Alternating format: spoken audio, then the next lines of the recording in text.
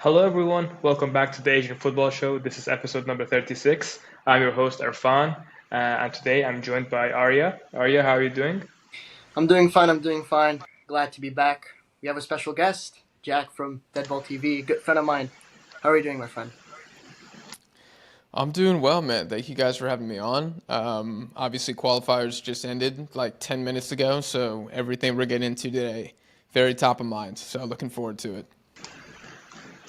Yeah, thank you so much, Jack, for being here. Make sure to check him out. We'll make sure to leave his links in the description. So let's get started with Group A, which finished with Iran and Uzbekistan qualifying directly. The UAE and Qatar going to the playoffs, and Kyrgyzstan and North Korea eliminated. So let's start off with Matchday 9, when Uzbekistan,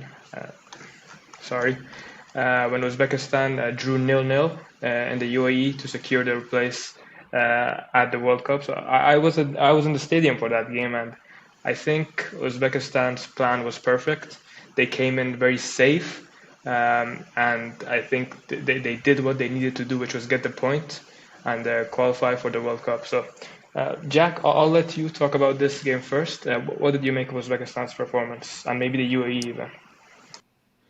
Yeah, interesting.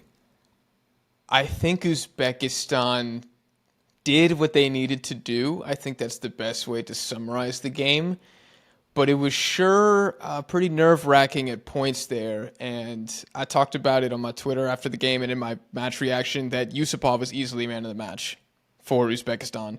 And I think he's been the best keeper in qualifying. And I'm going to say there's nobody even close to as good as Yusupov in qualifying. Maybe if you guys want to nominate Baron Vond, we can talk about him. I'm kidding. Hell no, that man on the top five. But look, Yusupov, he's been a beast. It's been an amazing redemption arc. He made some, I want to say like 3 saves in the box. So I don't think it was as comfortable as it could have been. I think going the other way, the Uzbeks made a couple good opportunities. FaZe Alive had a header off the post, but it wasn't like the greatest away game I've ever seen from the Uzbeks. But did they deserve to lose? No, they certainly didn't deserve to win. I think a draw was a fair result. Yeah, and Arya, what do you make of this game? Yeah, no, I completely agree. Yusupov was an absolute monster.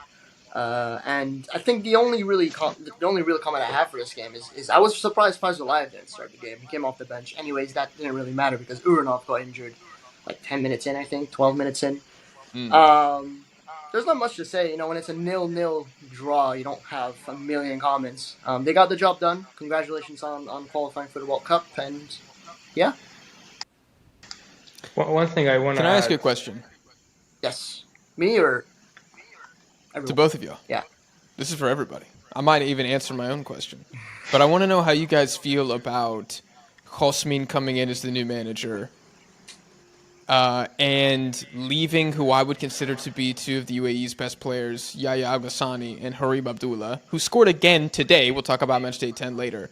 He left them on the bench in a home game in which the only route to finishing the top 2 and directly qualifying was a victory. They could not have afforded to draw. What did you guys think of that decision?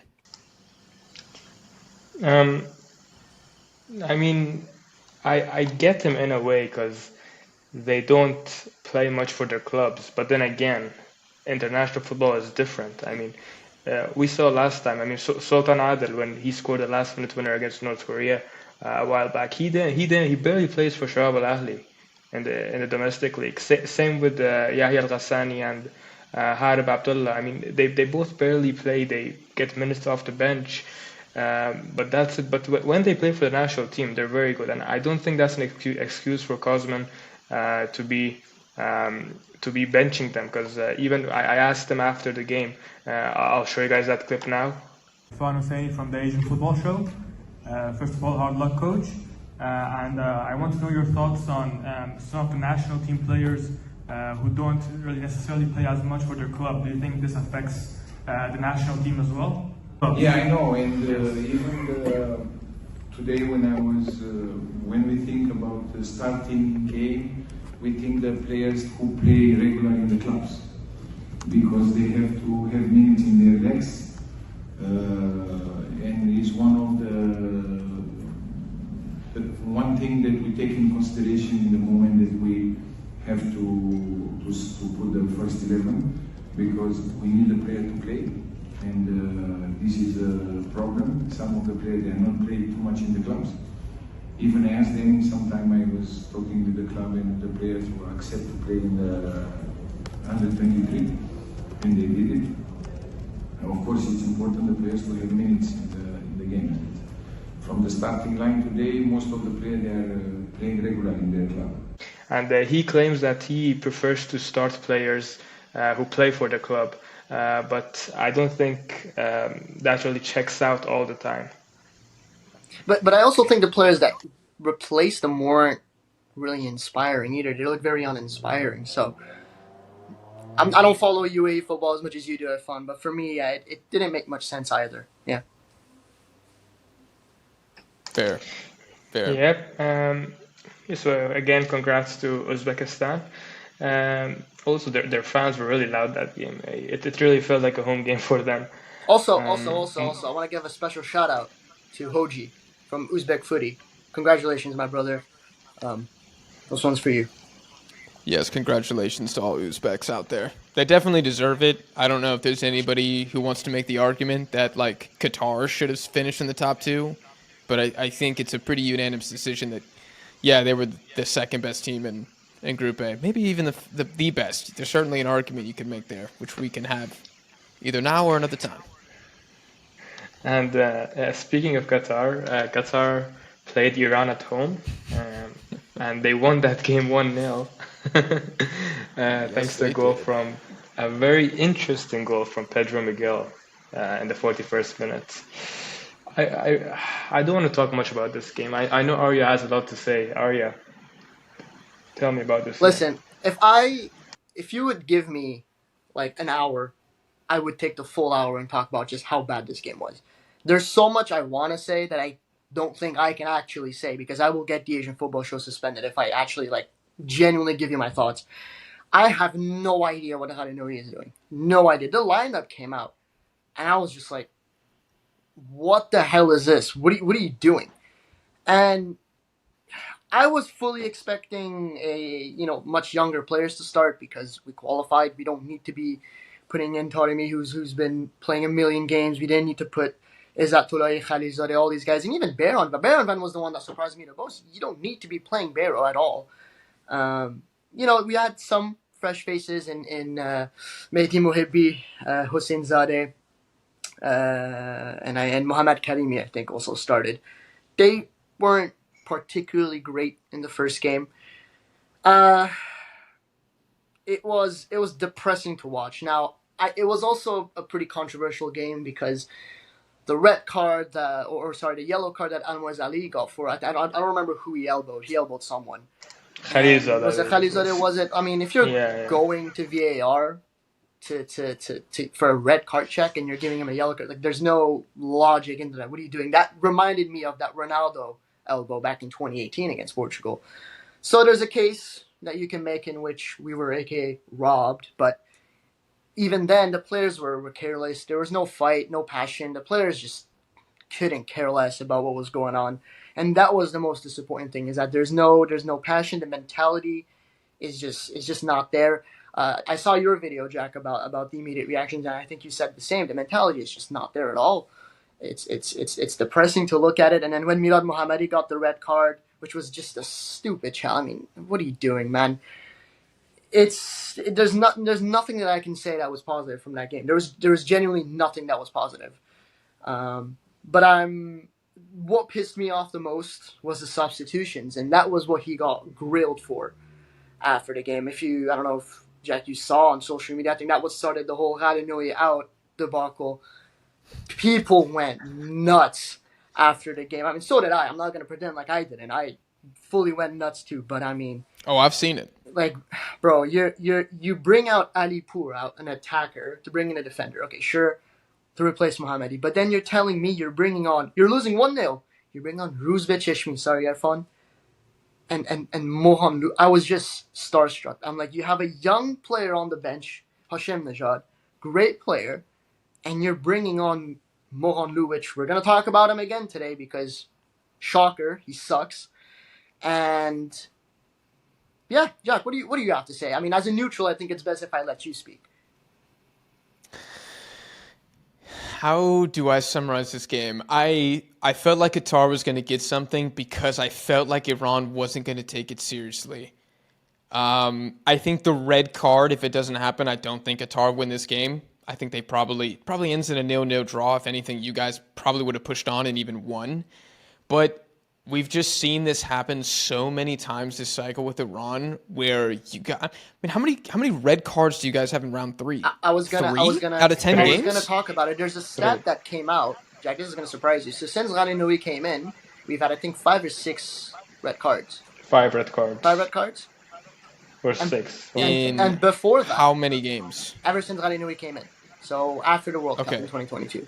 Okay. And before that, so before the World Cup, or before Arya Nourizadeh, I think we had 5 or 6 red cards in 20 years. Was it? Was that the stats, Erfan? Something like we had less red cards, in which 20 years. Is like I don't know what to say to that. That's just crazy to me.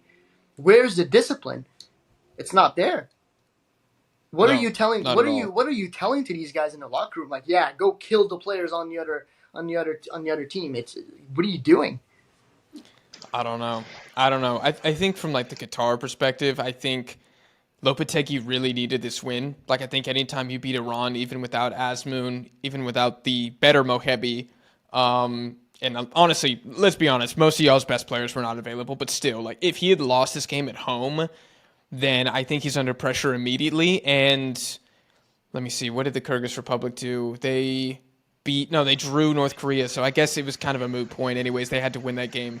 So he wouldn't have been at risk of not qualifying for the World Cup. But this was whenever you beat Iran, I don't care if it's Iranians B team, their C team. If you're like Qatar or one of these kind of B tier, C tier Asian teams, and you beat Iran, especially in a competitive game, that's a dub, and that's a great way to start your resume. We'll talk about the Uzbekistan game today, which, oh my God, Qatar were so bad. But it started well, at least, under Lopetegui.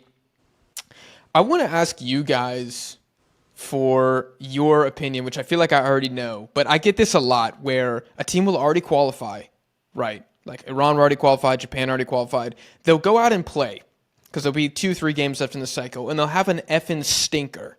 And then I'm online, like, oh my God, that game was terrible. They should be ashamed. And I always get the same comments. Jack, it doesn't matter. Jack, they're already qualified. This game it's a wash. I hate Am that. I crazy? No. I despise that mentality. Yeah. You cannot be losing any World Cup qualifier. Yeah. No, I fully agree, and it's the way that these guys played. It's just they didn't care. When Minal Mohammadi got that red card, the only player that was talking to the referee was Izzatullahi. Taremi didn't even care. He was just looking at the ref like, sure, just play on.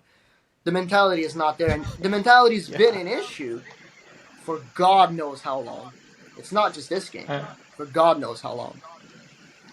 And I agree with your points there, but there's only one circumstance where I would say, okay, it's excusable to lose a World Cup qualifier, and that's if, for example, Arya Nourizadeh came in with a proper young team for this game. Yeah. You know, with actual young players, not just starting Band again and Khalilzadeh. And Khalilzadeh, I want to mention one thing. If Almoz Ali is going for the elbow, you should have just finished the job there. Like, if you're already deciding to elbow Khalilzadeh, just finish him. Please. Oh, come on. The decapitation. Yeah. That's what you were. Yeah. Let's take this up a notch. Another fun stat for you. Shoga Khalilzadeh, I think the stat was 52% of the goals that Iran conceded came directly from him. That's another big stat, which... Yeah. You're just going to keep playing them, so it's going to go up. So. It was 8 from 15 goals since the Asian Cup. That's crazy. It came from Khalilzadeh. That is disgusting, 15 goals conceded by Iran since the Asian Cup. Dude, y'all used to have lockdown defenses. Like, I remember, man, if you got 2 goals against Iran, that was like, you had an amazing offensive day. Yeah. Now, everybody gets 2 goals against Iran. Yeah. It's crazy. Even Hong Kong gets 2 goals against Iran. Dude, Chinese Taipei is next. Watch out. Man. You guys are lucky you don't play them soon. It's to the point where, even when we came against this North Korean side, I was genuinely like, bro, this is going to end in a 0-0 or something, which we're going to get into that again because of that whole red card situation. It's like, even the smaller teams, with all due respect, I'm not confident to play against them because I don't know what Arya next move is. It's like every single game you think can't be worse than the last one, it becomes worse. It genuinely becomes worse to watch, which was again the case today against North Korea, despite the score. But yeah, that's the Qatar-Iran game. I think it's best we move on to Group B unless you guys have anything else to add. We didn't talk about the North Korea Kyrgyzstan game, which ended 2-2. Oh yeah, forgot about that. North Korea are serial boxers. By the way, they were leading 2-0, and then Kyrgyzstan came back. 57th minute goal and then 98th minute goal by Kojo, I think it was, or did it go down as an own goal? I'm not sure, but own goal. Own goal. Okay, own goal. Mm-hmm. But yeah, the game ended 2-2. I mean, Kyrgyzstan needed to win, so it's useless for them, and doesn't do much for North Korea either. I don't have much to say on this game. I don't know if you guys do. I do. Jack. I have something to say for Kyrgyzstan. It's a very small comment. It's a weird team. There's times where I look at this team, I'm like, they can actually do it. And then there's some times where they're just generally just awful. I don't know. And I mean, again, it's Kyrgyzstan. It's not a great team per se. I gotta pay attention to what I say here. But I'm sure you guys maybe have the same sentiment where it's like there's some games where you're like, oh my god, these guys are really, really good. They're actually playing very, very well. Like in that UAE game, like in that Qatar game. But against the smaller nation, not smaller, but against the weaker teams, quote unquote, you got to do better than that. I would say it simply comes down to how different they are home versus away. I mean, I will challenge anybody to tell me an Asian team that benefits more from playing at home than Kyrgyzstan. Nobody else. The only other team I can maybe think of that is like truly night and day, more so results versus performance, is China. I think China at home, dude, you got to watch out for those guys. They're pretty good. Now, they don't play good football, but they just somehow get results at home because their fan base is amazing. I think you could nominate Qatar, really, really good at home, pretty bad away. Well. Indonesia as well, pretty good at home, not that good when they have to play some of the bigger sides away, as we'll talk about in Matchday 10. I'm just going to say one thing. If North Korea got to play these games in Pyongyang, I think they would have finished in the top 4. That's my one comment. I actually agree with that. Yeah. No, I see that happening. Yeah. I agree with that. I mean, yeah, Qatar had like the worst defense out of every team in the third round. So I don't see why they couldn't have beat them in Pyongyang. So yeah, that's it for Matchday 9 in Group A. Moving on to Matchday 10. Uzbekistan beat Qatar 3-0. Wow, what a performance this was. I mean, Uzbekistan had already qualified. This was a celebration for them. They held, the concert before the game, the fireworks, and they didn't really need to win this game, but they put out a statement that, no, we're not playing around. We're here to challenge and do well. And yeah, great performance by them. Igor Sergeyev, his first call-up since the Asian Cup, I believe. He got the goal as well towards the end. What are your thoughts, Jack? My thoughts are a true fair scoreline would be 6-0. It was funny. I was about to tweet Uzbekistan have a serious goal-scoring issue, and then Shomurodov brought the ball down beautifully and scored a banger. And I was like, well, better delete that. Don't even save that to the drafts. Just delete that tweet. And then Sergeyev got the third, and I was like, maybe I'm wrong. Maybe I don't know anything about this team. But on a serious note, they play good football. I still think that they're far too wasteful on set pieces and counterattacking. Like, I think this is going to bite the Uzbeks in the ass at the World Cup. But defensively, they're very solid, very conservative approach as always. Qatar were freaking terrible, man. And I don't know what Lopetegui is trying to do with Akram Afif as like a false 9 striker, but it's a disaster. And just put him behind Almoz Ali or Muntari or some proper 9 and let him cook in the middle. This setup that they try to roll out today, disaster. And so for round 4 for Qatar, man, Put Afif back in the middle. Let him play the cam. Put two destroyers behind him. Just let him cut up teams. I thought it was weird from Lopetegui. This was a wasted opportunity. They should have never won. But, y'all, they got battered this game. It was really, really bad. No, I fully agree with Jack. I mean, you don't need to be changing out Bakam Afif if he's doing well in his own position. It was just a failed experiment, really, from Lopetegui. Shomurodov got on the score sheet, which for me I think was he had a pretty underwhelming World Cup qualifier round, if we're being honest. So good on him for getting the goal. I don't have much to say, but yeah, this is the same Qatar team we lost to. So I mean, you don't see Afif really having bad games for Qatar, right? And I think this is one of the few instances where we did. Even when they lose, even when they draw, Afif is usually like the standout player that does well. But yeah, just didn't work out for them today. Yeah. Can I ask something? Yeah. Do you guys think that Akram Afif is a top 5 player from qualifying so far? Yeah. Yeah, I would say he is. Individually, yeah, I believe he is. Individually, of course, yeah. Yeah. I believe he is. yeah, Okay. I'm trying to think of who would be. I mean, you can make some arguments for a few players, but no, he should be in the top 5. Yeah. I'd put him there. Okay. Interesting. We should do an Iran-Qatar combined 11 one day, and I'm curious if you guys think anybody else gets in there. That'd be interesting. Yeah. That'd be really interesting. Probably 9 right. Iranians, to be fair, but yeah. Might be a short video. Afif and, I don't even know, Abdurazak? I mean, I don't know who else gets in there. Probably not. Y'all's attack is beast mode.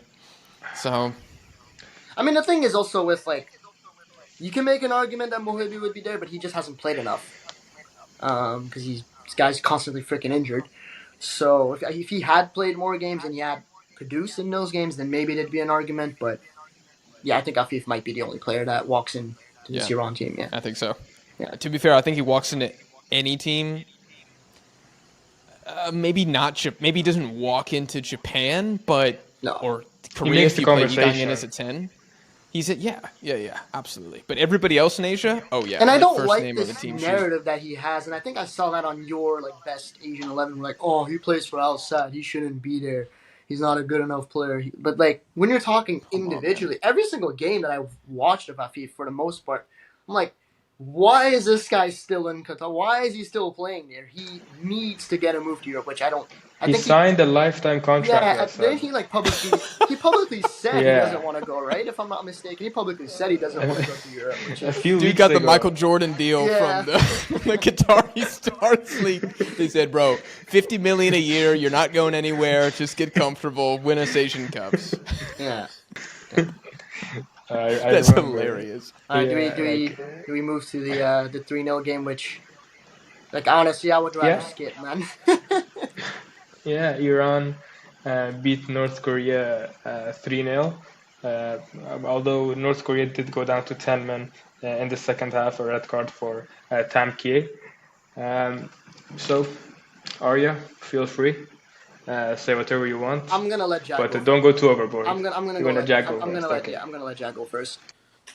Gentlemen, I have very little to say about this game. I did have one talking point that I have no opinion on this at all, but Erfan has been your starting goalkeeper, and I think it's fair to say this has not been his best World Cup qualifying cycle. I wasn't familiar with Hoseiny, the other guy from Istiklal. Is he the real deal? I would say he's been Iran's best performing goalkeeper in the last few years, but Erfan has always gotten the edge because of the experience before and the performances that he's put in before. It's funny you say this because he actually had an interview with Hoseiny not long ago on Iranian Media TV who said he believes he's Iran's number one. And he brought it back to the 2022 World Cup, that England game. He was like, if I started, it might not have been a 6-2 loss or blah, blah, blah, and all that stuff, which he did very well against Wales, to be fair to him. And then he got dropped in that game against the USA, and he's like, oh, if I played against the USA, it could have been different, which it could have been. I think he was solid. He was one of the few positive points for today. I liked him. Erfan is washed. That's the best way I can put it. He's washed. I'm sorry, man. Thank you for that. You don't have to apologize. Thank you for that Ronaldo penalty save 25 years ago, but it's time to move on, right? It's over. For the love of God. Do you have any other comments before I just go in? Y'all's U20 keeper was so freaking good. Where is that guy? Why is that guy not getting called up for this meaningless North Korea game? He got called up a few camps, but yeah, he didn't get called up this time. And another U20 goalkeeper was called up. His name is Khalifa. I don't know if you've heard of him. But no, he's done well. Czech Korea has done well in the league. But his team got relegated, so maybe that's why he didn't get called up. But then again, I still think he should be part of the squad. So, yeah. You guys also love players over the age of 30, I'm not surprised that... Let's get this clear. Not we. It's not a we situation. Arya Nourizadeh loves old not players. a we. I don't know, dude. I think it's in y'all's DNA, actually. You see a 35-year-old man, you're like, he should probably start for the national team. It's terrible. I mean, I've done countless videos. We've talked about it many times. There's a big youth problem in... Okay, that sounds weird. There's a big problem with youth football in Iran. Like I said, Jack, is there anything else you want to add, or is it my time to just go in on Arya Nourizadeh? I'm disappointed North Korea didn't get one. I'm done. Okay. Your turn. Right. For me, this was, and I said it in the post-game space, Erfan, for me, this was one of the worst performances we've had. I don't care about the 3-0 win. This was one of the worst performances we've ever had. I don't think we would have gotten a win if it wasn't for that red card, because we were awful until that red card. Awful. Absolutely awful. Mohanlu, I gotta pay attention to what I say here, because you're wearing a number 10 for the Iranian national team, which is a big number for us, obviously. Well, as it is for many national teams. But you've had the Ali Dais, the Kariman Sarifas, all these guys who worn the kit, right? You took that number and just shat on it with that fucking miss, bro. That's the best way I can put it. You could have put me in there. You could have put Erfan there. You could have put in Jack there. We would have all scored that one. It was terrible. And a tiny part of me felt bad for him, because, like, no player, truly deserves to be going through that sort of stuff. But it's like, that was the moment where I look at it and I'm like, we fucking told you to not play this guy or even invite him. And yeah, I hope this is his last ever game. I don't want to see this guy being called up ever again, but knowing how I know he's going to be starting in a World Cup game next year. So I don't know what that means for us, but yeah. But Arya, he has a 7.2 on FOTMob. I'll give you another stat, by the way. Before today, oh my god! I'll give you another stat. Jack, bro, I'm loaded up. Before today's game, okay, in a competitive game, not friendly, competitive game, he never recorded a shot on target. He played 7 competitive games, didn't have a single shot on target, and that ended today. And he got 1 today, right? Yeah, out of 7 shots, 1 of them were on target today. That's how bad of a striker this guy is. I don't know how this guy... What are you doing? Like, how do you watch this guy play and you're like, yeah, that's the one. That's the guy that's going to do it well. Like, what are you doing, bro? If like, everybody on Twitter is able to differentiate, like, oh, this guy's not good, and you've got, like, a full team of tacticians, if you can even call them tacticians, aren't able to differentiate that, it's embarrassing. It's just embarrassing. Yeah, Hoseiny had a good game. Taremi had a good game. Golos was also someone that I was pretty disappointed. I mean, this guy just looks out of shape, man. He's been eating a lot of Iranian food in the UAE, it seems, because that guy just doesn't look even a fraction of what he looked like when he was at Brentford. And it's crazy because that wasn't even that long ago. At the Asian Cup, this guy was cooking. And ever since that move, yeah, again, it's just been downwards. And I know Jack replied to my Osmoon tweet. That was how bad Mohanlu was. I was begging for Osmoon to come back. I was begging him to come back. You should. He's your best player. Yeah. Anything else? I'll talk about this game. So I'm a lot more optimistic about Team Melli compared to other Iranians. Arya knows it as well. He might disagree with me, and I'll say one thing. Today's performance-wise, I'm talking about, wasn't bad in my, it wasn't horrible in my opinion. Okay, it wasn't good, but I don't think it was horrible because we created the chances. I just think that the player selections were wrong. That's my view on the game.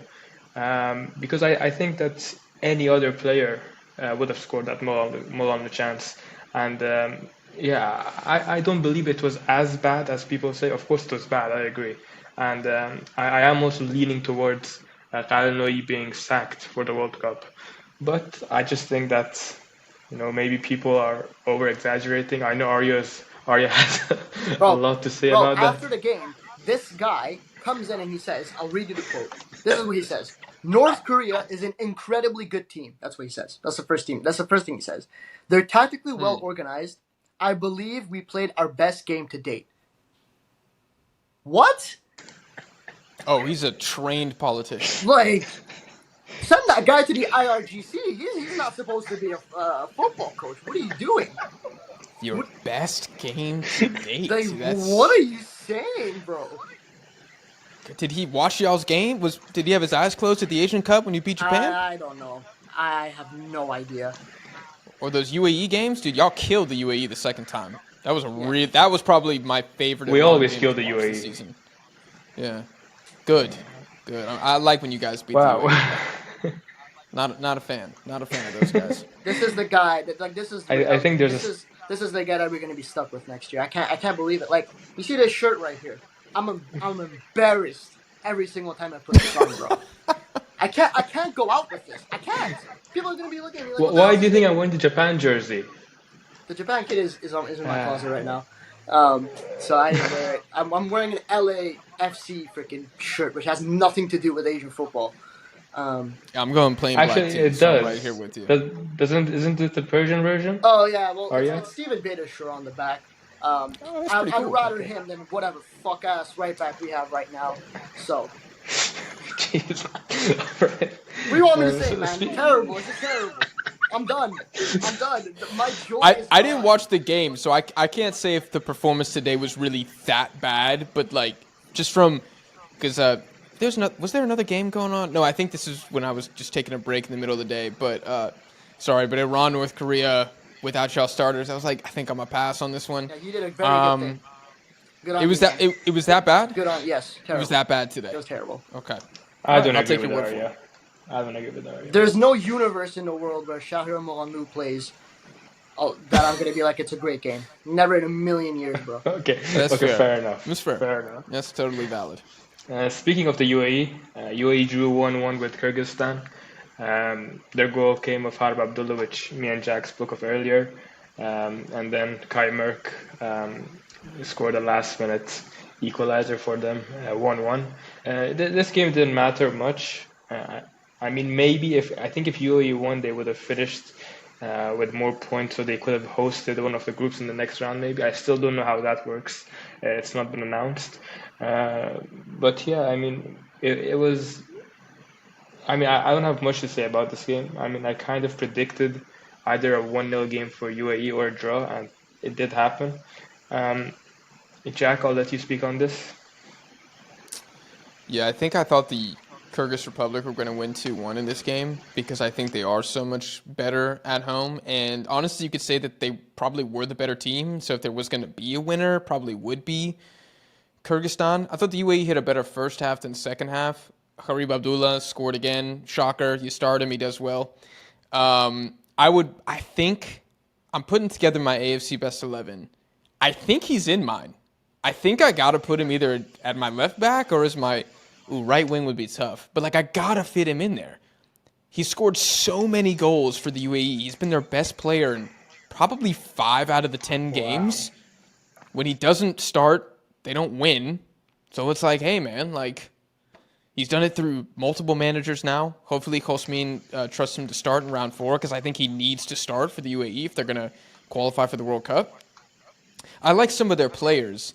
I didn't like the Paolo Bento sacking, and I don't like how much naturalization they do. I just think it's kind of overboard, especially when you have Emirati guys who are actually pretty freaking good. They have good players in this team. It's just unnecessary. Yeah, I mean, I guess shout out to Kyrgyzstan for fighting back down a goal twice in this window. Like, they're a team that I don't know if they're going to ever be hosting an Asian Cup. Maybe they'll do it together with, like, the Uzbeks and the Tajiks one time. But, like, if they do, man, watch out for these guys for, like, a deep Asian Cup run. They're at home, man, they're killers. And I still think they got robbed in 2019 against the UAE. So, yeah, I mean, UAE, I mean, there's been controversy outside the squad as well. Sultan Adil and Khalid Dahnani, two of their players, got fined and suspended from the national team after their first game because the reason wasn't disclosed, but apparently it was that they left the team camp to go somewhere. So lots of things going on over there. Yeah, the fullback of Dahnani and Sultan Adil, the striker. They left the camp after the game versus Uzbekistan to go to a coffee shop. Apparently, I'm not sure how true that is. But Bro, this is some, Bro got suspended for an espresso, dude. yeah, this is like some Team Middle East stuff going on here, bro. Oh, this is not a serious national team. Any Oh reason my why God. Kojo didn't start? That's my question. in the second game, I think it was just trying to give new players chances. fair enough. It's like nothing. Yeah. All right. So Group B, I guess we'll move on. So in Group B, we have South Korea and Jordan qualifying, with Iraq and Oman going to the playoffs. Now, there's a lot to talk about in this. Yeah, Palestine and A lot Kuwait to say. eliminated. Yeah, there's a lot to say. So we'll start off with Matchday 9. Jordan did what they had to do. They absolutely demolished Oman 3-0. A hat trick from Ali Olwan. Just great game. It's not easy playing in Muscat. It was very humid there, hot weather, but yeah, just very good performance by them and did the job. Jack, what do you think? I just want to ask y'all, where would you rank Jordan's attack in Asia? Top three. Top three? Top three. Top three. Okay, who's better than them? Maybe that's an easier question than to answer. Maybe Japan and Japan and Iran, I think, are better. yeah. With them, I want to I'm say kind of hesitant with I Iran. want to say Korea, but the problem with Korea is on paper they have an amazing attack, but they haven't been great in games. Yeah, That's a I very agree. tough question.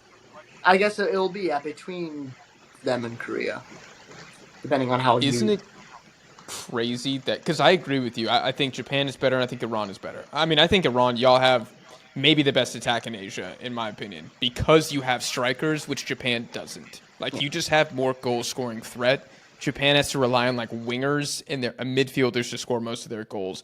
You guys have two absolute dogs in the box, Asmun and Taremi. And then you have Mohebi who can score goals as well. And Gayedi's underrated, in my opinion. We have Shagar Mohammed But- as well. Yeah, that guy too. Well, then you're definitely number one, actually. Isn't it crazy, Jordan, we're saying they have a top 3 attack in Asia.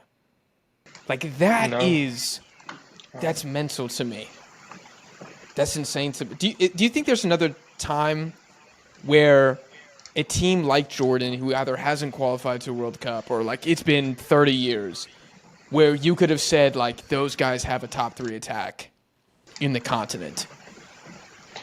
Maybe the UAE back in 2015, but Ali that's Mahmoud and Ali co. Mahmoud and It's a good shout. yeah. They were really good that tournament. Yeah, that's the only other instance that I can remember. But yeah, that's it.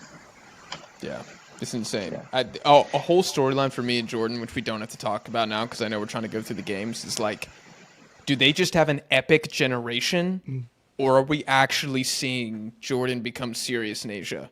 And I don't know the answer. You guys can give your quick thoughts if you want to, but just something I'm putting out into the ether. I've been wondering about this. I think when I can't sleep at night. This is a debate that I actually had in an Asian group chat like a pretty long time ago. Was it with like Yazan Al Naimat, who was linked with the European side, and he rejected it and went to, was it Al Ahly? I don't remember where he went To to. Qatar, I think. To Qatar, yeah. And I was like, because people were like, he's guaranteed money, blah blah blah blah blah blah, and all that stuff, like generational wealth. I'm like, that's true. But then, like, if you really want to elevate Jordan's football. There's got to be a guy. I mean, Musa Tamari is not enough, with all due respect.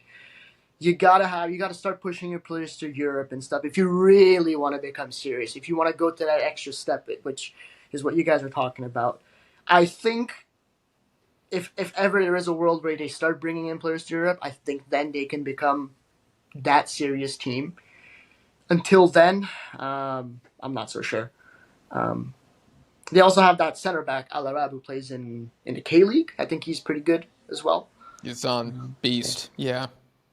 That's how I so, feel. At least I'm a big believer in sending your players to Europe where it's the best of the best, and that's how you get better. I mean, look at Japan. It's a brilliant example. These guys are just every day there's a Japanese player going to Europe at this point, and it's working for them. So that's how I see it.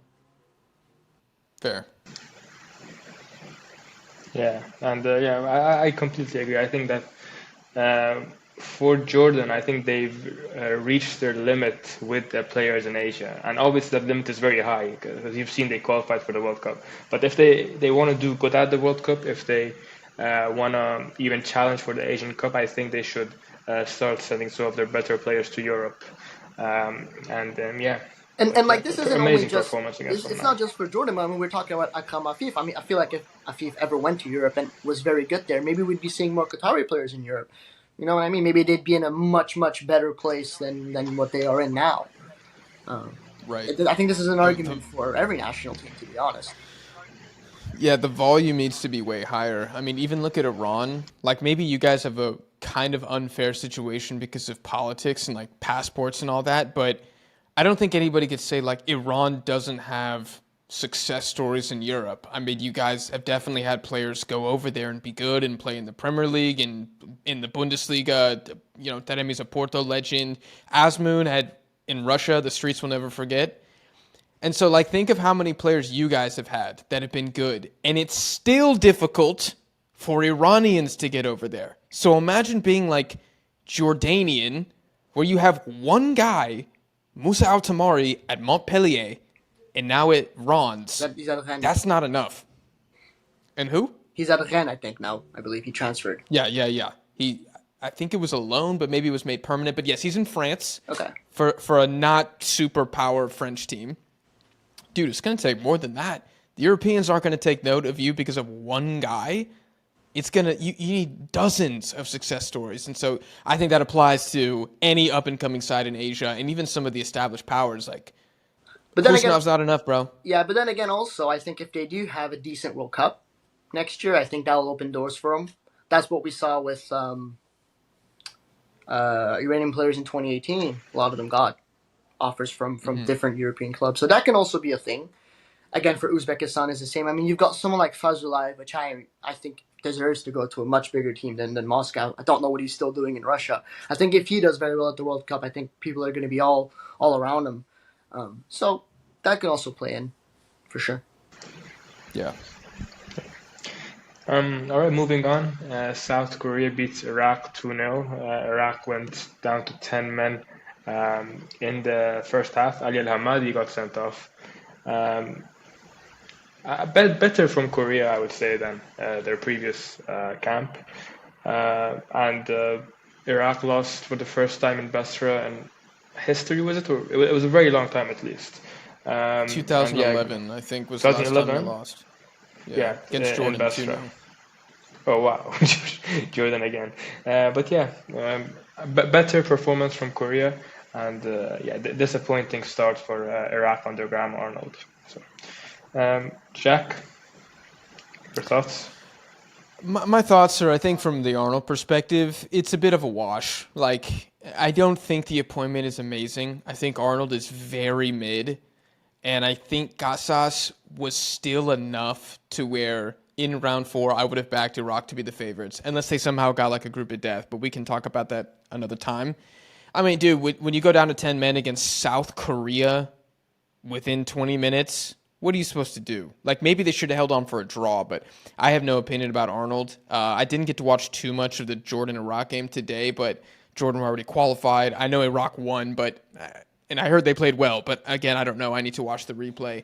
But I think every question about Arnold will be answered in round 4. Yeah, no, I completely agree. To be fair, though, they did hold on until like the 63rd minute, which I expected. I expected Korea to score way before that, which, yeah, is something. It doesn't mean a whole lot.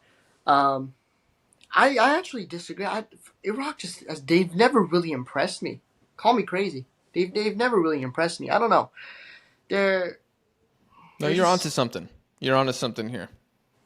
I don't know. I mean, I look at this team and they're not bad, but they're not good. It's just they're I mean, just how far is those are those 1-0 Ayman Hussein wins going to get you exactly. It's realistically? like it can't save you all the time. Yeah. It's gonna come back to bite you in the ass at some point, which it did. So And on the Graham Arnold appointment, I don't think that he's necessarily a bad coach, but I think working in Iraq is like much different to working in Australia. And for him to come in at a time like this, where he doesn't know the players, where he doesn't know the environment, I think it's kind of like suicide for Iraq. I don't know what they were thinking. Yeah, I just think I'm not saying it was a bad appointment, but it came at the wrong time, in my opinion. Yeah. Yeah, and then Palestine defeated Kuwait 2-0. Kuwait, in my opinion, have been the unluckiest team in this round out of all the 18 teams. Yeah, I mean, Unluckiest team. yeah, I mean they've had 0 wins, right? How many last minute goals did they concede this round? Like it's just been crazy. I mean, I remember against Palestine where they conceded in the last second, they were winning.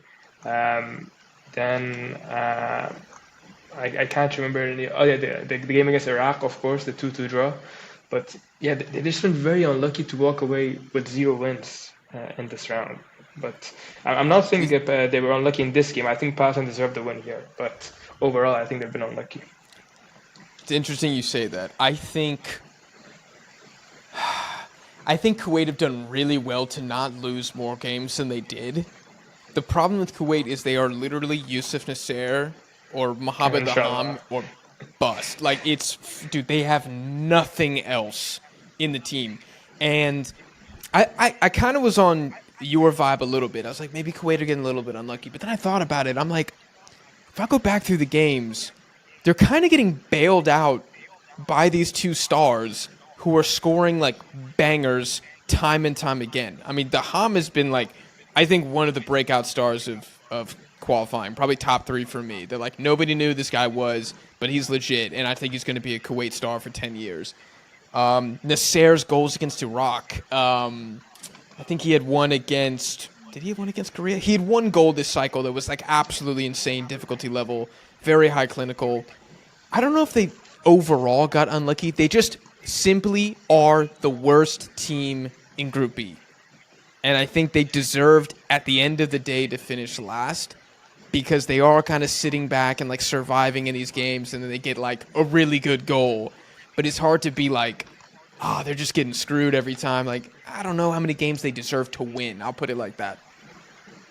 I get what you mean, but they could have had a win at least, in my opinion, in this round. Arya, what do you make of this? very happy for Palestine, or at least I was very happy for Palestine until what happened today, which we're gonna get into. I mean, Yeah. a team that is going through so much because of what's going on, obviously, out in the world. It's so inspiring to see these guys fight until the last second, which they have even until today. It's just very inspiring. I was very very happy for them. Um, yeah, you guys I think I've pretty much said everything, so I don't really have anything to add.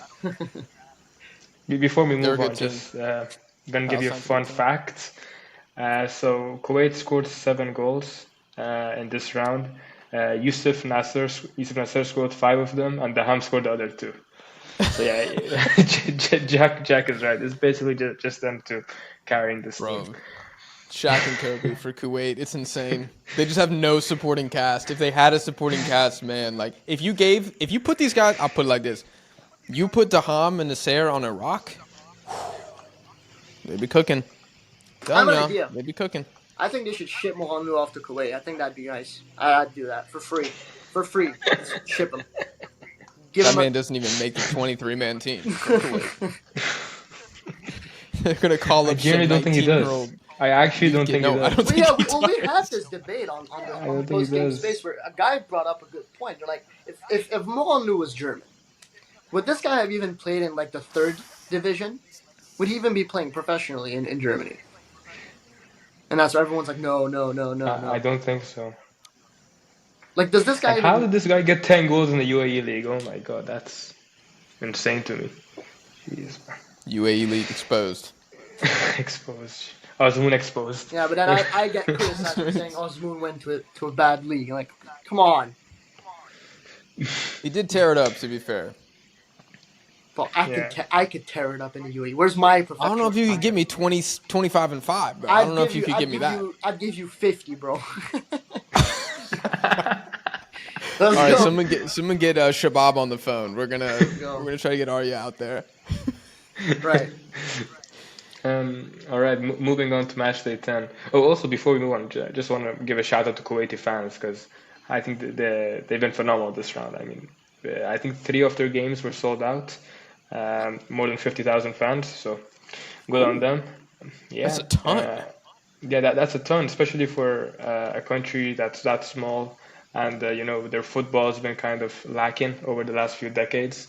They didn't make the last 2 Asian Cups. So I'm happy that they're back in the Asian Cup. And I hope they can improve because, it's long overdue. And, moving on. So Kuwait, again, lost 4-0 to South Korea today. I mean, just expected. Nothing much to say there. Expected, yeah. I mean, they dropped their 2 best players. I think Nasser was injured. I don't know what happened to Daham, but I mean, they weren't winning this game no matter what. I'm not trying to make an excuse because, Son plays 20 minutes at the end of the game. Hwang Hee-chan doesn't start. Korea rotate as well. No Kim Min-jae, obviously, this window. And didn't matter. I thought Korea, dude, they probably should have had 5. Maybe even 6. I will say Kuwait created a few good chances in this game, so shout out to them. But yeah, they were getting cooked in this no matter what. Maybe if. Oh, keep going. Sorry, Arya. Yeah, keep going. Maybe if Yusuf Nasser was there, he would have just smashed one in out of nowhere. He would have finished one chance, man. I'm telling you. That guy's shot conversion rate, we got to pull that up after the show. It's got to be like 35 or better. It's insane. Arya? I have 2 things to say. First thing I want to say was about Kangin Lee.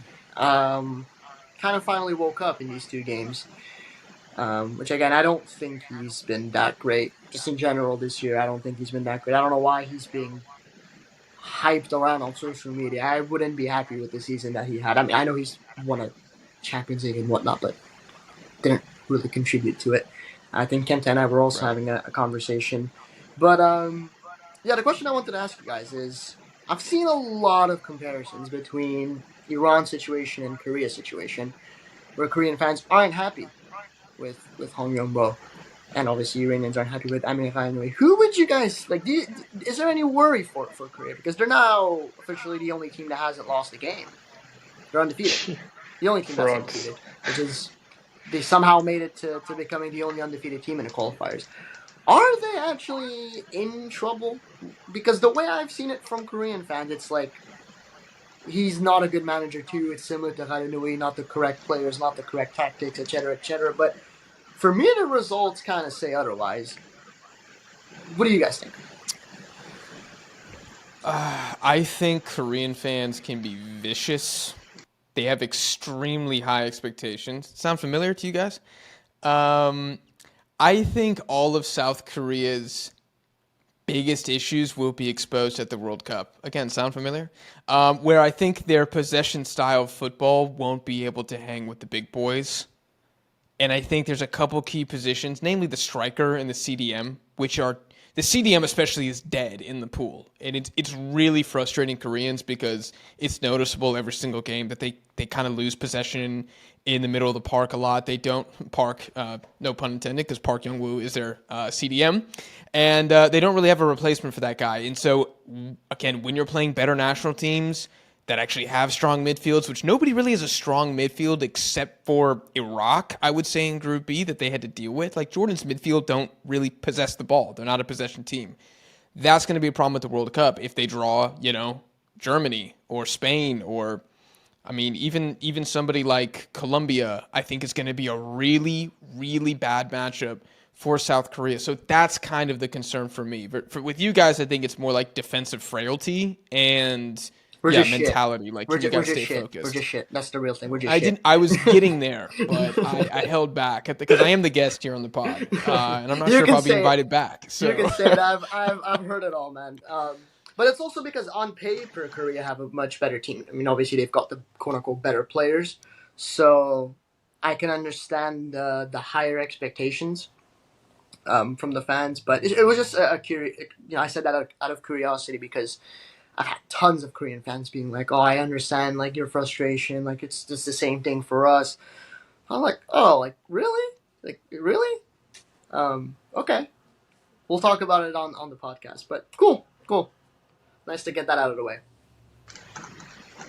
Yeah, I mean, for me, the Hong Myung-bo and Galin situation are kind of similar. I mean, I don't know much about the Koreans' player selections because for Iran, I know for sure that we're not picking our best players.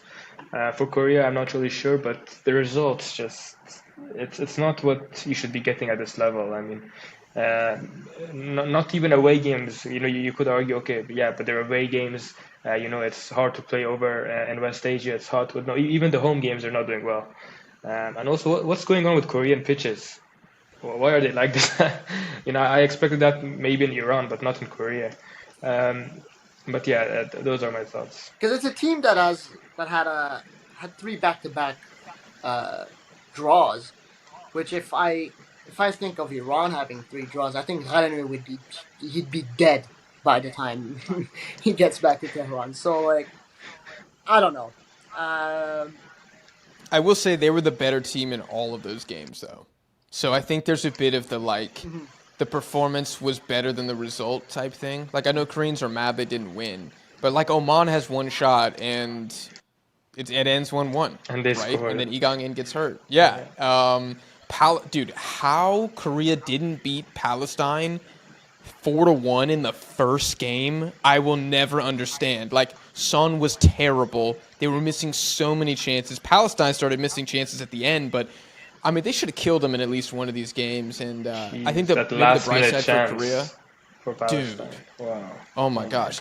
But like, if you watched it, Korea weren't bad. They just weren't finishing anything. And so, I don't want to get on a soapbox, but sometimes I feel like footy fans, we just blame the coach for everything. Every single time it goes wrong. I agree. Yes. Hong Myung-bo can't score for Sung Kyung-min.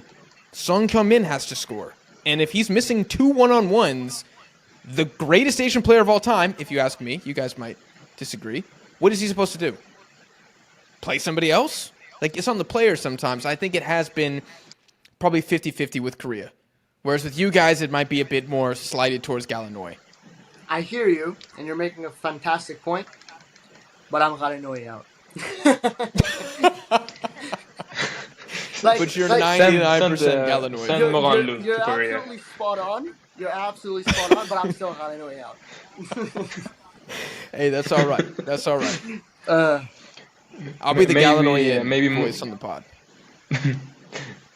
Maybe Moranlu would score some more goals for Korea. Okay, that's a bit far, man. Too far? Yeah, I don't know about that. Too far? Okay, too far. I don't know about that. Jordan lost 1-0 to Iraq, as you mentioned. I don't think this is a fair game to judge because Jordanians were probably partying before that game. I'm like, we don't care about this game anymore. So, yeah, I don't think this is. And I barely watched it, so I don't know what to say, really. I mean, good on Iraq to win. I think I said that the best thing they could do after the Korea result is go beat Jordan. As just like, you just got to get wins back on the resume. It's still a competitive game. Jordan still had some of their best players out there. I mean, the back line was there. Oldwan started. Yazan started. So it's not meaningless for Iraq. And honestly, Jordanians will probably be a little disappointed that they didn't draw at least. But, a building block for Graham Arnold in Iraq. I really don't think Jordanians care. I'll be honest, man. I don't think they care at all. Okay. For the World Cup. Okay. That's fair. That's fair. Then maybe it's just a pro for Iraq. Yeah, Arya, do you want to say anything on this game? Nah, there's nothing else to say. It's just a Yeah. meaningless game. How know you out. Um, the last game from Group B. Oh, this was very controversial. Palestine won, Oman won. So the game was 1-0 until the 95th minute. Then Oman got a very, very controversial penalty. Now, I don't know. They didn't really show good angles, but I don't think it was a penalty. I really don't think it was. Yeah, from the angle, I'm looking at it right now on my phone screen. I mean, I don't know whose brilliant idea it was to give that angle as a replay. From there, it doesn't look like a pen. It just looks like a dive to me. But again, if there was a proper, I mean, I'm sure the VAR room had better angles. Yeah. So they probably know better. Exactly. So, but I don't know, man. It's just depressing if you're a supporter of the Palestine team, because again, like I just mentioned, the story and everything that's going on, they were quite literally. You've got to feel for them. I think they deserved it over Oman, though. This close of doing it. They're a better team than Oman. Yeah, they are. They are, hands down. I think Palestine might be the most unlucky team. You said Kuwait earlier. Yeah. I'm coming full circle. That's Palestine. Fair enough. You know what? I agree. Yeah. And I think the other teams in round 4 should be happy that Palestine didn't qualify, because they could cause problems. That's a lot great more than Oman, point. in my opinion. Everybody who went to round 4 won because they don't have to play Palestine. Yeah, all of them. Oman, man, just I will give them credit. The Saudis, though. Yeah. Oh, dude, Oman versus Saudi. Please don't make me watch that again. I will give Oman credit for fighting back when they conceded to Palestine, because they looked like they were done. And they're playing and they got a red neutral card. venue too. Yeah. And they got a red card, man. That's like, it doesn't offset the terrible call. I think it's a terrible call. It reminds me of a Gold Cup, Mexico versus Costa Rica. Anybody listening who watches CONCACAF may know it's the worst call I've ever seen, which benefited my national team, and it was a disaster. But, this sucks. I think Palestine came really close a couple times. We saw at the Asian Cup, they score against Qatar first in the round of 16. And it's like, oh, my God, they're going to knock out the host. And there's just some growing pains still with these guys. New manager, still not that clinical. Odai Dabug was not seen in round 3 at all. Wissam Ali basically carried them with the goal scoring. But they'll be back. They're going to be a real big pain in the ass at the next Asian Cup. I would not want to see these guys in a knockout game. Yeah. And just a shout out to Adam Kayed. Wow.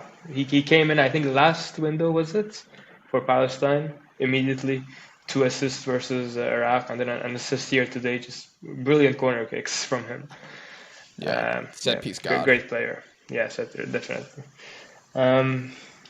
Anything else you guys want to add before we move on to Group C? No? This is my favorite group. Unlucky from Palestine. Yeah, very good group. Group C.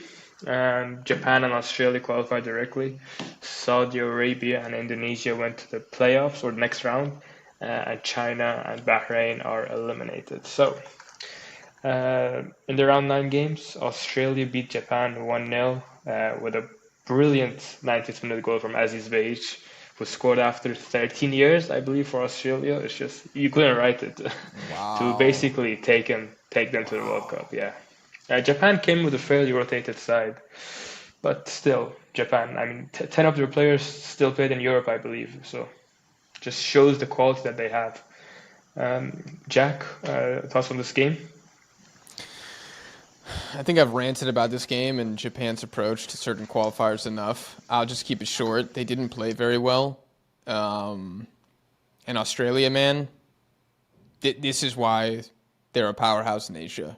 Because beating these guys, it's like, I don't know, to pick any video game and pick the hardest boss that's in that video game, that's kind of like Australia. It's just absolutely grueling to have to play against them. They're all athletic, insane defensive discipline. They love to defend. That's the messed up thing in their head, is they would rather defend than go forward and possess the ball. I think they have dark horse potential the next World Cup. I really do. They're just hard, man. There's a bunch of soldiers in this team. They had a really bad start to qualifiers, but Yeah. they came back. And Popovic did, I think, really well for this team. And even in the first game against Japan away, they didn't even lose that. They drew that game 1-1. I mean, a very weird own goal by Japan, but still. They didn't lose to Japan in 2 games. And I don't think there's any team in Asia that can actually do that, to go undefeated against them home and away. Nobody could. Yeah, Arya, what do you think? Yeah, you guys have pretty much said everything. I did see Jack's tweets about it, I think. People saying, "Oh, it doesn't matter." Like, "Oh, it doesn't matter. It's just a qualifier." Which, I mean, we can agree it's not the right mentality. Yeah, Japan didn't do enough. Quite frankly, they weren't good enough. And yeah, good on Australia. I mean, that's what got them through directly to the World Cup. So it's amazing. Good on them. Hell of an achievement for Australia. Yeah. One thing I want to mention is, I don't know if you guys know this account, but there's this big Saudi fan account with like 300, 400,000 followers on X. And before Australia's goal, he tagged the Japan FA account. He was like, thank you Japan for getting this draw. And then the next tweet was like, goal Australia. It was so damn funny. Arya, you know him, right? Nawaf. Yeah. He's an interesting account. He's an interesting guy. Yeah. I'll check him out. I'm not familiar. Yeah, you should. Because like he always puts, I remember there was a period like, you know, like the siren emoji, the alert, it's the emergency so emojis. funny. Yeah. The siren. Yeah. Like, you know, it's like this, like 17 siren emojis, and it's like Sri Lanka scored versus Bangladesh. Like, jeez. Yeah. Hey, that's a big deal. No disrespect, obviously, but you know. Obviously. Yeah, obviously. Speaking of Saudi Arabia, they went on to beat Bahrain away 2-0, which they should have scored more, man. Like, you know that you could possibly be going into the final game with. Actually, they did know that during this game. They knew that they needed to score as many goals as they can.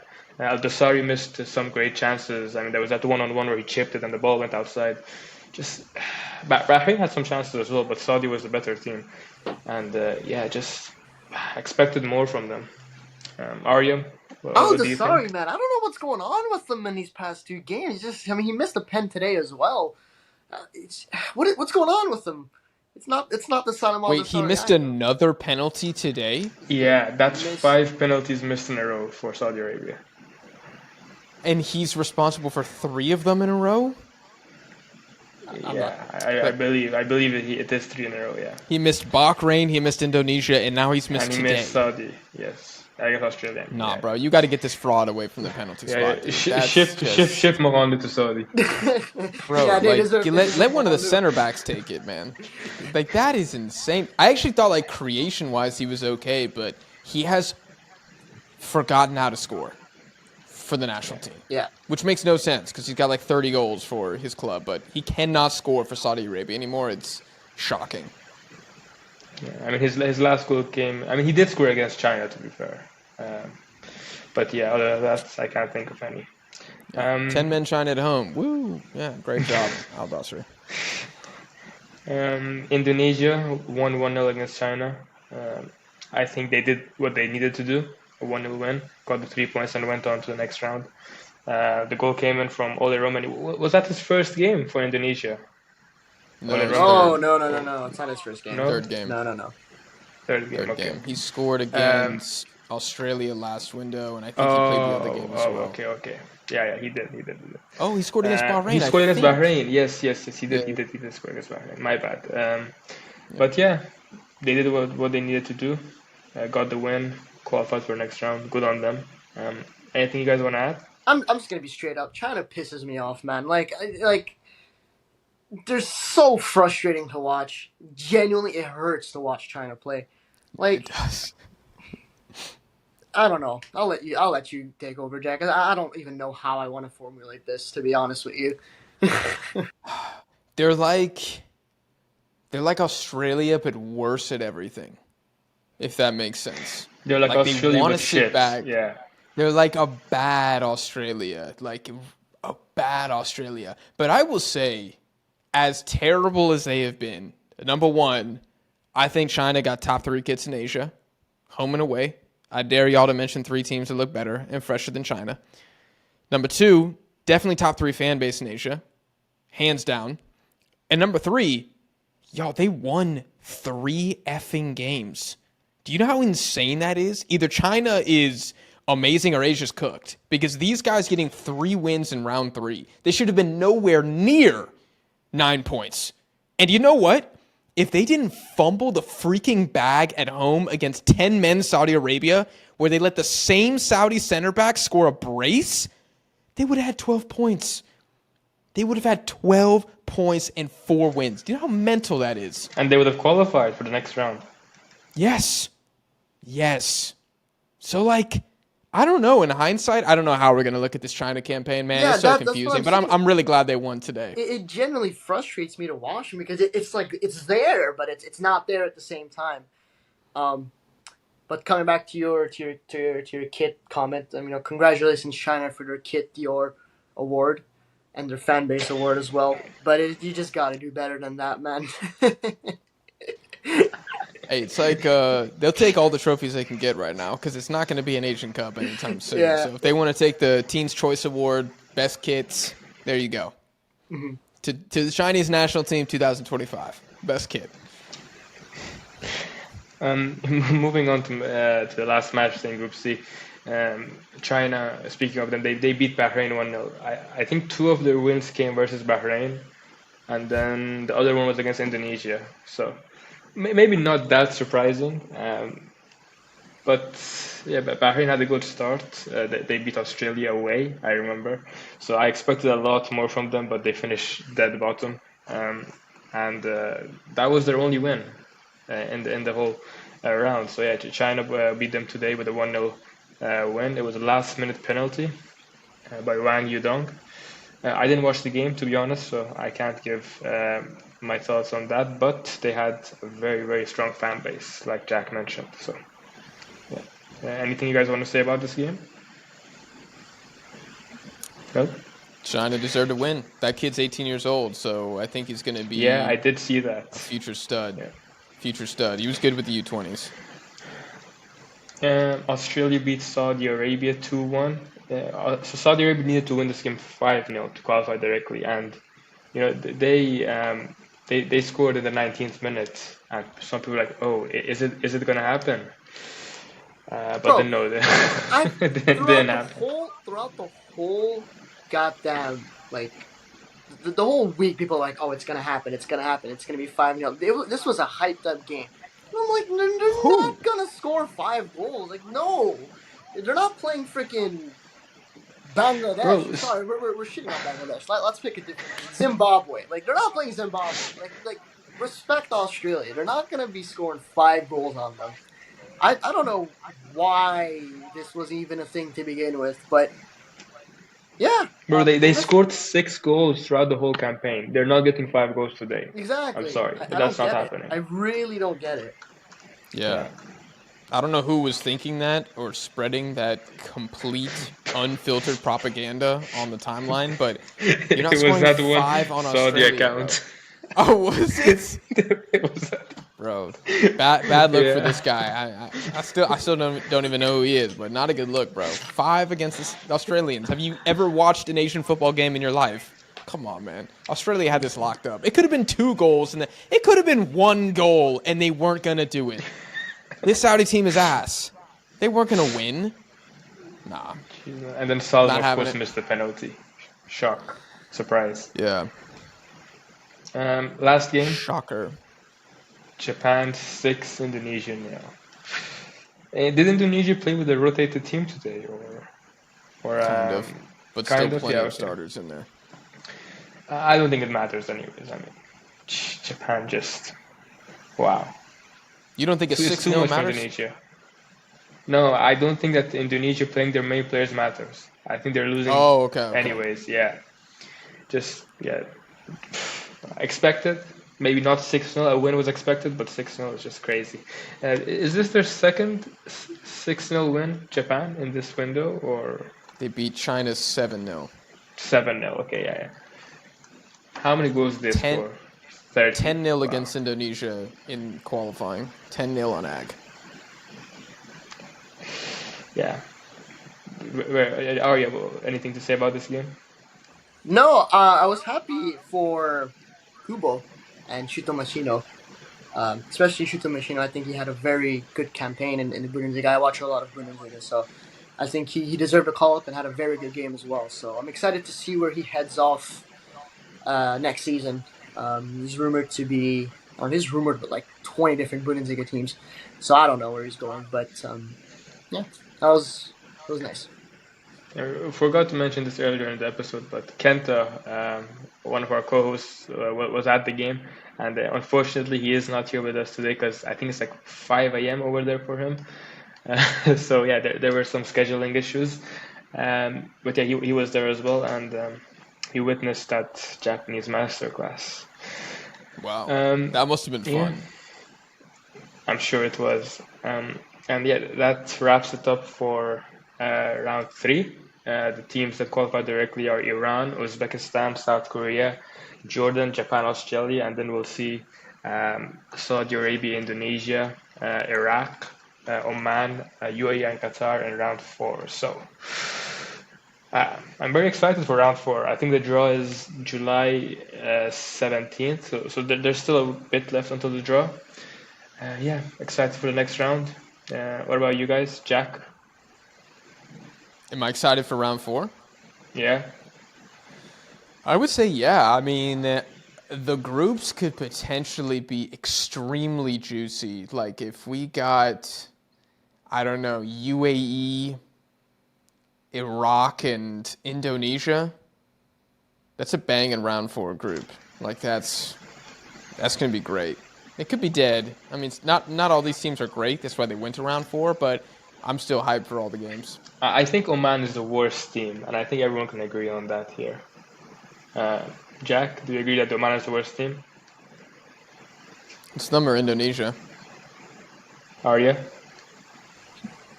Ooh, I don't know.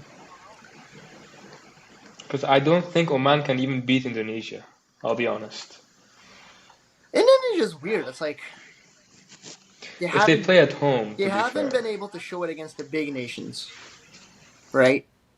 But against the smaller ones, they've been good. So I think except maybe Australia in the first game where they drew 0-0, but that's about it. But then they did beat the Saudis 2-0. Yeah, they did beat the Saudis. Like for me, is just not good anymore at this current moment in time. To be honest, yeah. No, I think they can beat Oman. I think so. Or at least it'll be very, very, very close. Actually, there's no point discussing this because they'll be in the same pot, so they can't draw each other. There you go. So yeah, that's it for the World Cup qualifiers. Jack, thank you again for joining me and Arya. Anything you want to add before you leave us? Nah, man. I appreciate you guys having me on. I had a really good time. I guess if your viewers like Asian football, which you guys are the Asian football show, so I would assume that they're at least somewhat interested in the topic. I drop a lot of content on my own channel. I try to do like deep dives about the groups, and I get pretty nerdy about it, pull out some historical facts and everything, and pretty much obsess about the qualifiers. I try to watch all the games, so if you guys feel like, the three of us weren't able to talk about Group A, for example, enough in this video, even though I think we hit 35 minutes on it, then I'll be dropping my own 35-minute video with my thoughts, kind of summarizing all the teams, and I have a bunch of other content pieces planned, like Asian qualifying round 3, best 11, all that stuff. Sure to be controversial and piss off a lot of people, so that will be on the Deadball TV YouTube channel. Yeah, make sure to check him out, guys. Bye, Jack. Before you go, can I please, for the love of God, can I please get Haranui out from you? I beg. Haranui out? Yes, please. No, I'm not ready yet. Oh my I'm still, dude. I'm like Mufasa, dude. I'm hanging on. God. I'm hanging on to hope. If you guys get destroyed in an upcoming friendly, because I think y'all have Chile and somebody else, right? It's like Russia, decent Chile and competition. Russia. If Russia beats y'all 3-1, check my Twitter. Oh. Galanoy out. First thing you're gonna see. I'm just happy I don't. Or have if to Chile watch- beats y'all, No, man. genuinely, I'm like genuinely. This is coming from the heart. I am so glad this is over for it. Like, I'm so glad I'm not going to be watching. I can enjoy my summer without thinking about humility. Thank God. Genuinely, thank God. This was so stressful. Yeah. Thank you so much for being on the show, Jack. So, again, all of his links will be down in the description for you guys to check out. And, yeah. All right. So, again, massive shout out to Jack for joining us. Thank you so much. Let's move on now to the friendlies. A few nations had some friendlies to play. On June 4th, Thailand beat India 2-0. Bangladesh beat Bhutan 2-0. Sri Lanka beat Brunei 1-0. Singapore beat the Maldives 3-1. Cambodia lost to Tajikistan 2-1. And Hong Kong did 0-0 against Nepal. A pretty disappointing result, all things considered. With how Hong Kong have been recently, they've been a lot better. You would expect a win. But again, it's a friendly. So it doesn't mean that much at the end of the day. I don't know if Erfan, you want to add anything to that, or should we just move on to the Asian Cup qualifiers? Yeah. I mean, for sure. If they do perform in the competitive games, I think these draws and friendlies should be fine. So yeah, moving on to the Asian Cup qualifiers which took place. So I'll just go through the results real quick. Timor-Leste beat Maldives 1-0. Sri Lanka beat Chinese Taipei 3-1. Good result for Sri Lanka there. Seems like their project is kind of slowly paying off, bringing all these dual nationals. Myanmar beat Pakistan 1-0 with a very controversial goal. It was offside apparently, but there is no VAR in the Asian Cup qualifier, so we don't know for sure. Philippines 2, Tajikistan 2. That was a good game. That was And, for me, I think that was the game of the tournament, right? It's that only was one. It's game of only the one round team. at least. It's only one team Yeah. that goes through, right? And it's Per between group, those yes. two in that group. Yeah, 2-2. I've had a few not followers, but people that follow the Philippines national team. They were very excited. I actually also randomly have a ticket for this game that I got sent. So I guess I have a Philippines and Tajikistan ticket to collect, which was funny, but I do have some comments for Tajikistan specifically. I think they're the I think they're the happier team walking out of this game though. Yeah, With a draw away at because it was away. But the thing with Tajikistan in general is after that Asian Cup, they just look shaky, man. Like, I don't know what's going on. I think it was just they overachieved, probably. Yeah. I mean, the managerial changes, I think also affected them. And then I think the fact that also most of their players, after such performance in an Asian Cup, you'd expect a lot of their players to move abroad. But that didn't really happen. Their players stayed mostly in Tajikistan. I think a few players in Uzbekistan as well, but you get the point. And then Hong Kong beat India 1-0. India, man. Where do we even start? It seems like they're a case of something that just will never ever work. I mean, for me, there's not a clear plan on what to do. I think, did Sunil Chetri even play in that game? Let me check. I mean, He was brought on. Yeah. I mean, when you're bringing 40-year-old Sunil Chetri back from retirement, he's 40. Yeah, you have to. you have to move on, man. To be fair though, Hong Kong, they also did win on a penalty in the 94th minute. A win is a win, though. Yeah, was it a pen? I think is what I'm looking on. It was a pen, I believe. It was a penalty, yes, from Figueiredo. Okay. 94th minute penalty, which is it did take you so long to score, but just in general with India, I mean, I'm trying to look at India had their one good chance in the first half. but I'm That's the trying to only look. thing I I mean, got. in the last, I mean, listen, they lost to Hong Kong. They lost to Thailand in a friendly. They drew to Bangladesh. They won against the Maldives. Drew to Malaysia. Drew to Vietnam, which, to be fair, is actually not a bad result. Lost to Syria. Drew to Mauritius. Then in qualification for the World Cup. Then record a single win. I mean, it's just looking just very dull. Hopeless. It looks hopeless when you They look at this squad. sit.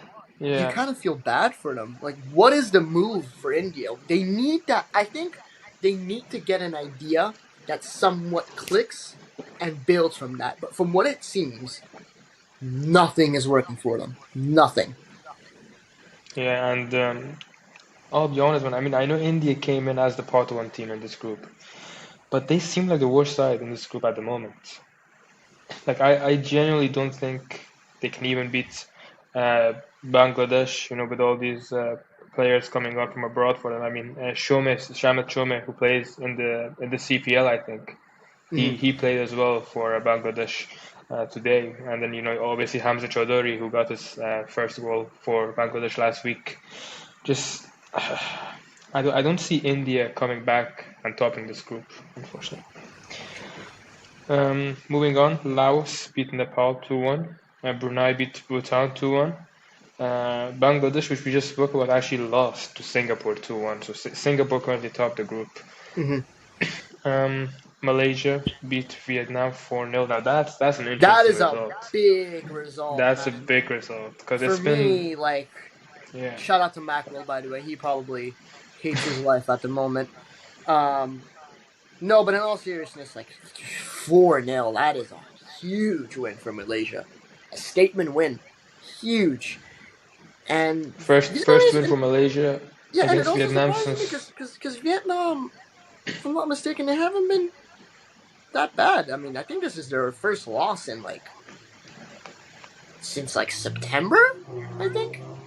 So they've actually been undefeated for yeah, I'm looking at the standings here. They won against Laos, they won against Cambodia, they won against Thailand, they won Singapore. the Asian Championship recently. Asian They won the Championship. ASEAN Championship. They topped their group. I mean, it's like what's going on here with them? For me, that's a very surprising loss. I mean, Maybe I know it's Malaysia brought in some new players, some yeah. heritage It could players. also be a case of it's one of those games where it happens to every hmm national team. But we'll have to see what happens for these next few games that's coming on. They're playing Nepal, who lost to, I don't know if you mentioned it, they lost to, is it Laos that they lost to? Laos, yes. Yeah, so we'll have to see what happens. And then Syria, only getting a 1-0 win against Afghanistan is also very surprising. You'd expect Syria to, I mean, it's probably, is it the Did you best? see the goal? No, I It was didn't, an but would you insane consider, free kick from Alsoma. would you consider Syria as the best team in this whole thing? I think I would. I mean, I don't really see any other team. Maybe Tajikistan, I guess. But in terms of No, yeah, definitely. I think it would be safe. they should be in round 3, generally. Yeah. They should be in the World Cup qualifiers. Yes. Exactly. Great Yeah. goal from Omar Al Soma, but yeah, 1-0 also surprised me. But also, it gives another reason for you to credit Afghanistan, who, man, We've been going through a lot. their whole football situation has been a mess, as we know. We've also talked about it. But yeah, good on them. And then Yemen drew 0-0 with Lebanon. And then last game, this is probably the shock of the round. Turkmenistan beat Thailand 3-1. Yeah, I at completely home. missed that one. I didn't even see that. Yeah, huge win for Turkmenistan. They could be looking to come back to the Asian Cup The after thing missing with the last one. Turkmenistan is, there's been some games, I mean, we've watched them play against Iran, too. You remember that 1-0 win that we had Yeah, against... And I was like, these Turkmenistan players, I mean, they're not, the best, but, I think against... it's I very think, hard to play away against them. exactly. It was so difficult And Jack mentioned, there are just some teams in Asia that, you just, it's very hard to play away against them, like Kyrgyzstan and Indonesia. And I think Turkmenistan can be put in the same bracket because, with the yeah, artificial grass, and so I think they could be put in the same bracket as them. I fully agree. Yeah. Yeah, so let me just go through the group leaders real quick before we end it off. So Tajikistan in Group A, Lebanon in Group B, Singapore Group C, Turkmenistan in Group D, Syria, Malaysia are teams that are qualifying as of now. Obviously, there's still a long time left, so things could change. But yeah, Arya, anything else you want to add before we end the No. episode? Thank you again to everyone watching this podcast, wherever you're watching it from. Make sure to drop us a follow, a subscription, a like, whatever platform you're on. Thank you guys so much for the support. Yeah, we've got so much to do for the Asian football show, so stay tuned. Hit that subscribe button, the bell as well to not miss anything. Again, a massive thank you to Jack. Kenta, presence was missed. Actually, for me, it wasn't missed. Thank God he wasn't. No, I'm kidding. I'm kidding. No, his presence was missed. I would have made an even better debate with him on the pod. But yeah, that's what I have to say. Yeah. Once again, thanks for watching. Make sure to like and follow on all platforms, as Arya said. And see you guys next time. Goodbye.